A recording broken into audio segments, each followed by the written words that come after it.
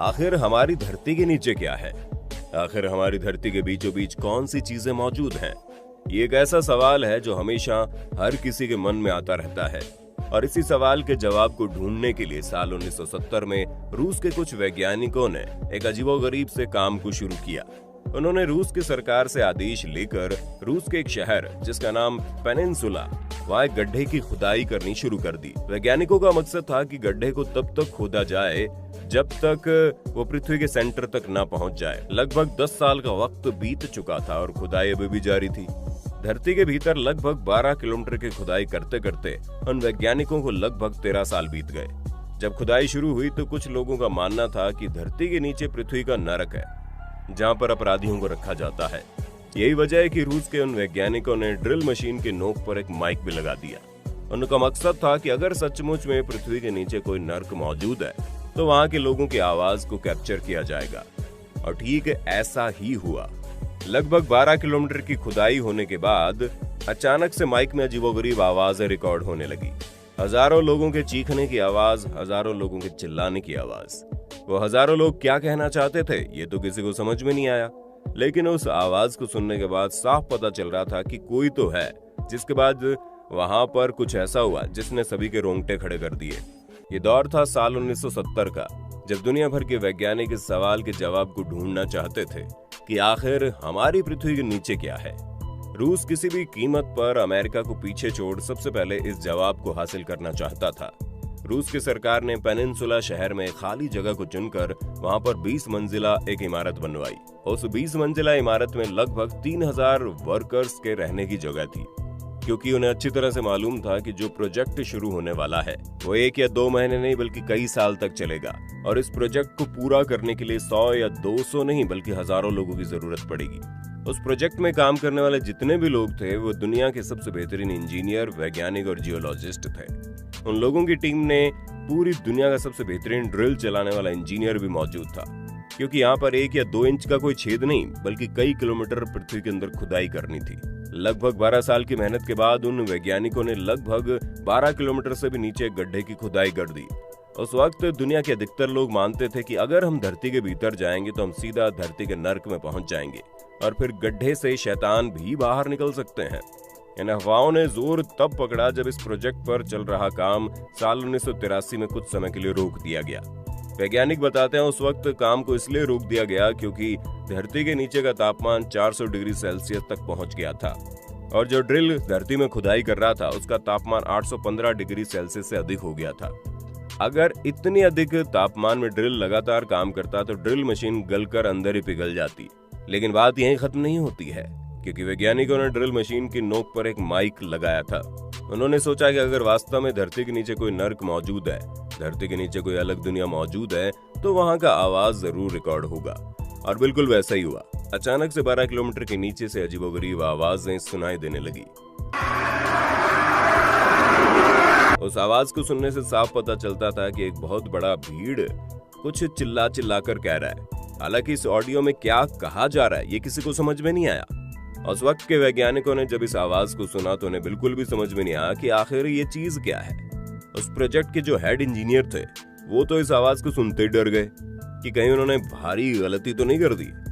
उन्हें डर लगने लगा कहीं वास्तव में धरती के नीचे कोई नर्क तो नहीं है जिसका उन्होंने रास्ता तैयार कर दिया। कहीं उस रास्ते से नर्क के शैतान बाहर तो नहीं आ जाएंगे। बहुत से लोगों का कहना है कि उस वक्त शैतान और नर्क वाली बातें तो सिर्फ अफवाह के तौर पर उड़ाई गई थी और उस वक्त की मीडिया इस बात को बढ़ा चढ़ाकर पेश कर रही थी। यही वजह है कि लोगों का ध्यान इस प्रोजेक्ट से हटकर शैतान, नर्क और हैवान में उलझ कर रह गया। आज वो प्रोजेक्ट हमेशा के लिए बंद हो गया है, लेकिन आज भी उस प्रोजेक्ट के हेड इंजीनियर लोगों को उस गड्ढे के पास लेकर जाते हैं और उस गड्ढे के बारे में बताते हैं। साल 1970 में शुरू हुआ प्रोजेक्ट साल 1983 में बंद हो गया, लेकिन सरकार से आदेश लेने के बाद साल 1984 में एक बार फिर से खुदाई करने का काम शुरू कर दिया गया। 1983 में जब काम बंद हुआ तब वहां के वैज्ञानिकों ने ड्रिल मशीन को उसी गड्ढे के अंदर छोड़ दिया था ताकि दोबारा काम शुरू करने में ज्यादा मेहनत न करनी पड़े। लेकिन जब 1984 में दोबारा काम शुरू करने के लिए लोग वहां पहुंचे तो पता चला ड्रिल मशीन अंदर ही फंसकर टेढ़ी हो चुकी है, जिसके बाद उन वैज्ञानिकों के द्वारा की गई सालों की मेहनत पूरी तरह से बर्बाद हो गई। और साल 1984 के दौरान उसी गड्ढे के बगल में फिर से एक नए गड्ढे की खुदाई शुरू की गई।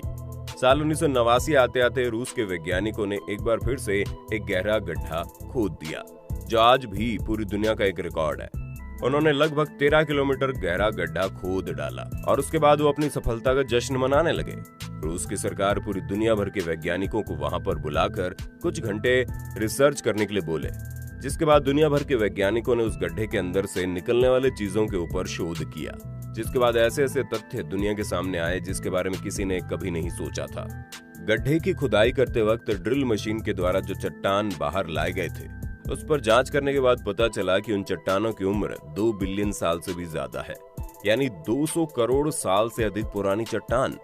इतना ही नहीं, उन चट्टानों के ऊपर ऐसे ऐसे तत्व पाए गए जो किसी जीव जंतु के मरने के बाद उत्पन्न होते हैं, जिसके बाद वैज्ञानिकों ने अनुमान लगाया कि हमारी पृथ्वी के ऊपर लगभग 200 करोड़ साल पहले ही जीवों की उत्पत्ति हो चुकी थी।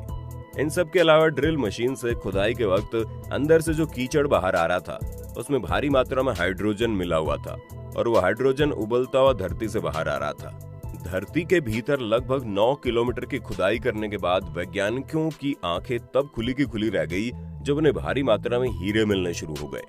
जी हाँ, वही हीरा जिसकी कीमत लाखों करोड़ों में होती है। भारी मात्रा में हीरे मिलने के बाद वैज्ञानिकों ने अनुमान लगाया कि शायद और नीचे जाने के बाद उन्हें सोने की चट्टान मिलनी शुरू होगी, लेकिन ऐसा नहीं हुआ। वैज्ञानिकों को जो सबसे खास चीज उस गड्ढे में मिली थी वो था लोनार चट्टान, यानी जिस चट्टान से चांद का निर्माण हुआ है। वो चट्टान पृथ्वी की गहराइयों से प्राप्त हुई, जिसके बाद वैज्ञानिक इस बात को लेकर कंफर्म हो गए कि चांद का निर्माण पृथ्वी के द्वारा ही हुआ है। कभी चांद भी पृथ्वी का हिस्सा हुआ करता था। भूतकाल में एक बहुत बड़ा उल्का पिंड पृथ्वी से टकरा गया था, जिसकी वजह से पृथ्वी का एक बहुत बड़ा हिस्सा टूटकर चांद बन गया और लाखों करोड़ों साल से घूमते घूमते पृथ्वी और चांद वापस से गोल हो गए। साल 1989 के लगभग इस प्रोजेक्ट को हमेशा के लिए बंद कर दिया गया, जिसके बाद हर किसी के मन में यही सवाल था कि वैज्ञानिकों ने 13 किलोमीटर के बाद धरती के गहराइयों में और खुदाई क्यों नहीं की।